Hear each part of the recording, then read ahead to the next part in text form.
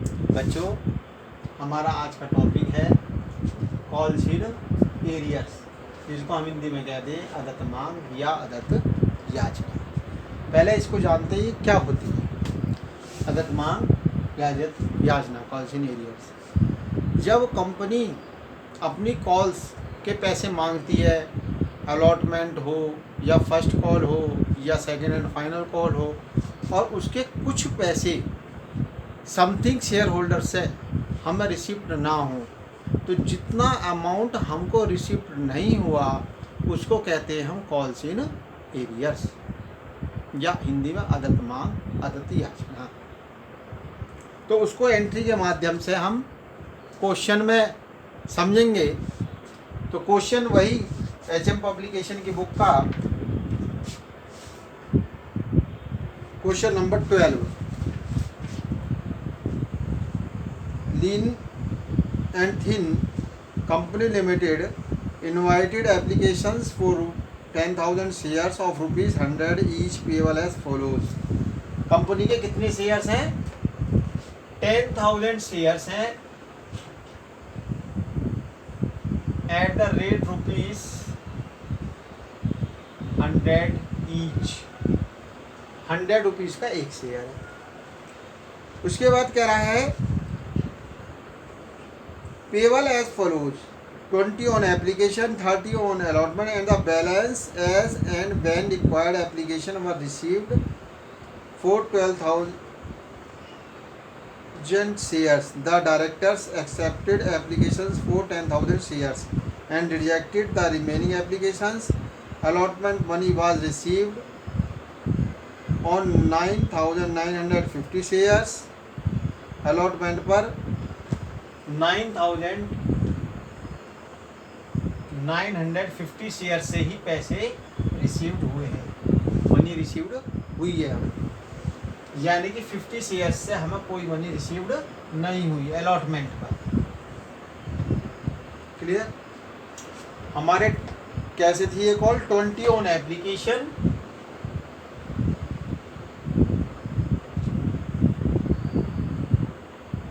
30 on allotment, remaining जो है वो फर्स्ट एंड फाइनल कॉल पर,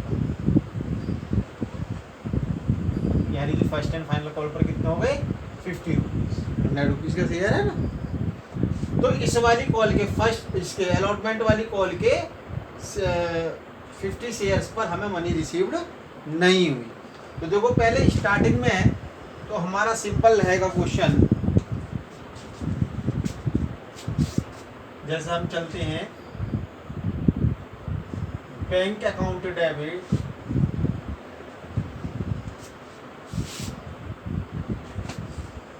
टू शेयर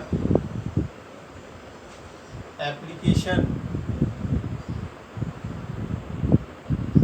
अकाउंट। आज हमारे क्वेश्चन में ना इक्विटी कह रहा है ना प्रेफरेंस कह रहा है, इसलिए मैंने ना इक्विटी लिखा ना मैंने प्रेफरेंस लिखा। Being share application money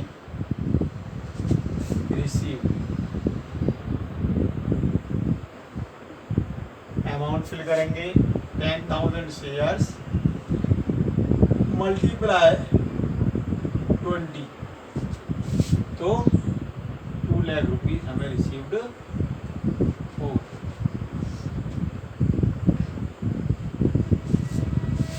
second entry, इस मनी को हम ट्रांसफर कर देंगे share application account debit to share capital account. Being share application money transferred to share capital account. इसमें अमाउंट आ जाएगा आपका 10,000 इंटू 20 जो था वो ऊपर, वही अमाउंट आ जाएगा 2 lakh rupees.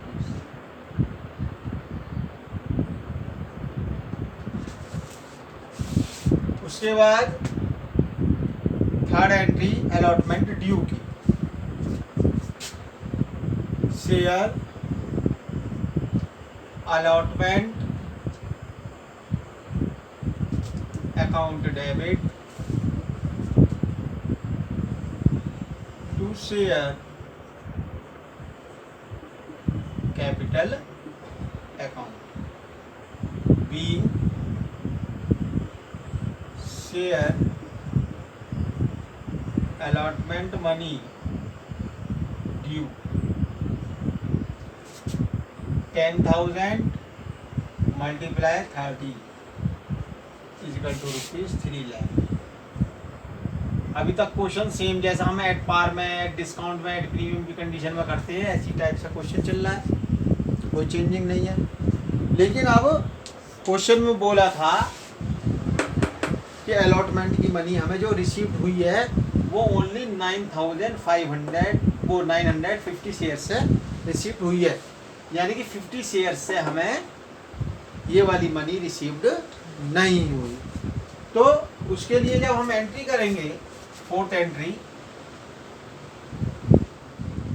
Bank account debit calls इन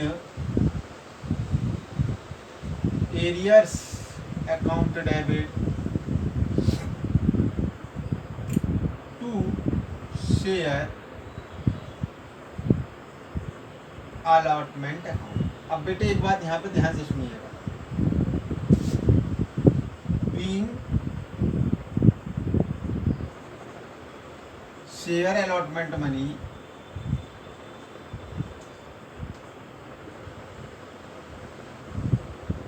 रिसीव, बिल्कुल ध्यान से सुनिएगा बेटा बात को जो समझाने जाएगा। यहाँ पर अलॉटमेंट पर हमने ड्यू कितने किए हैं, 3 लाख रुपीज, तो यहाँ पर अलॉटमेंट के सामने भी हम 3 लाख रुपीज ही शो करेंगे।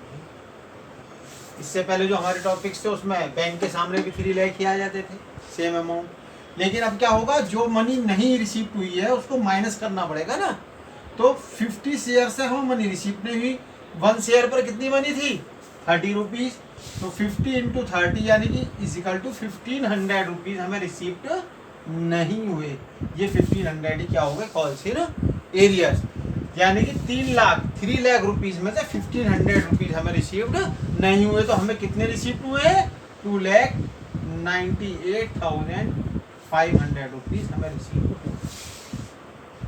क्लियर, कोई प्रॉब्लम? चलिए अब सपोज करिए क्वेश्चन में तो हालांकि यहीं तक क्वेश्चन करा रहा है, एंट्री हमें यहीं करनी थी, लेकिन मैं एक्स्ट्रा पॉइंट इसमें समझाते हुए आपको, सपोज करिए हम इसमें फर्स्ट कॉल भी ड्यू कर देते, ठीक, तो फर्स्ट कॉल ड्यू करने की एंट्री हो जाती share first and final call money call account debit to share capital account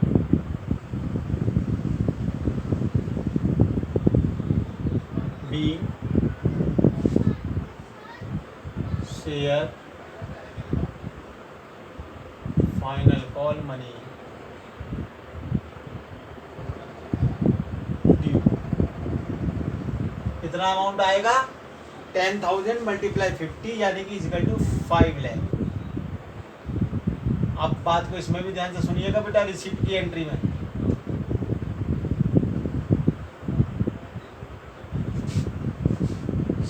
entry इसके रिसीप्ट की होती, बैंक अकाउंट डेबिट टू, मैं यहाँ पर जानबूझकर गैप दे रहा हूँ समझाने के लिए topic, to share first and final call account. जो ये कॉल्स इन एरियर्स था हमारा अलॉटमेंट पर, कॉल्स इन एरियर्स था हमारा अलॉटमेंट पर, यदि इसकी मनी हमें यहाँ रिसीव हो जाती है फर्स्ट कॉल पर, तो इस वाले कॉल्स इन एरियर्स को यहाँ क्रेडिट कर दिया जाएगा। यहाँ डेबिट किया था जब मिला था, अब नहीं मिला था, अब मिलेगा तो इसको यहाँ क्रेडिट कर देंगे। कॉल्स इन एरियर्स अकाउंट के नाम से 1500 और प्लस 5 लाख, ये वाले 5,15,00 रुपीज हमें रिसीप्ट हो जाएंगे बैंक के सामने, हम दिखा देंगे, शो कर देंगे। लेकिन इन्होंने भी पैसा नहीं दिया फर्स्ट कॉल पर भी, सपोज करिए, ध्यान से सुनना भैया, इस वाले बात को बिल्कुल क्लियर एकदम ध्यान से। इन्होंने भी पैसा नहीं दिया 50 शेयर्स ने, और सपोज करो 150 शेयर्स और ऐसे हो गए जिन्होंने पेमेंट नहीं किया, यानी कि अब की बार टोटल 200 शेयर से पेमेंट रिसिप्ट नहीं हुआ।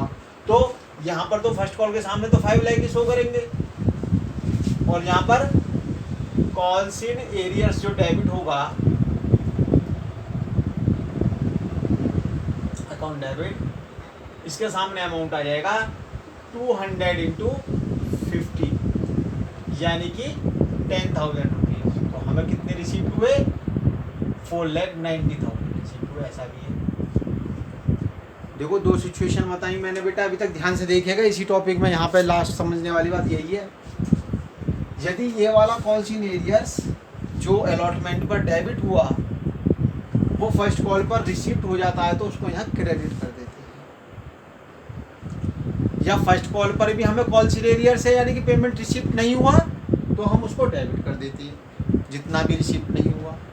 लेकिन एक थर्ड कंडीशन ये पॉसिबल है कि हो सकता है ये वाला कॉल्स इन एरियर्स हमें यहाँ रिसीप्ट हो जाए, मिस्टर एक्स थे यहाँ पर जिन्होंने हमें पेमेंट नहीं किया था अलॉटमेंट पर, अब वो हमें फर्स्ट कॉल पर पेमेंट दे दें मिस्टर एक्स, तो मिस्टर एक्स वाला कॉल्स इन एरियर्स तो यहाँ क्रेडिट हो जाएगा। ये टू कॉल्स इन एरियर्स 1500, और कोई मिस्टर वाई है, उनके पास 200 शेयर्स हैं कंपनी के, उन्होंने हमें फर्स्ट कॉल का पेमेंट नहीं दिया, तो वो वाला कॉल्स इन एरियर्स ना डेबिट होगा, यानी कि एक ही एंट्री में कॉल्स इन एरियर्स डेबिट भी हो गया, क्रेडिट भी हो गया। तो ये डिपेंड करता है क्वेश्चन में क्या गिवन है। क्वेश्चन को ध्यान से रीड करें, उसके अकॉर्डिंग करें, तो फिर यहाँ पर हमारी रिसिप्ट कितनी आएगी? 4,91,500 की रिसिप्ट आएगी, यदि ऐसी सिचुएशन होती है तो। क्लियर?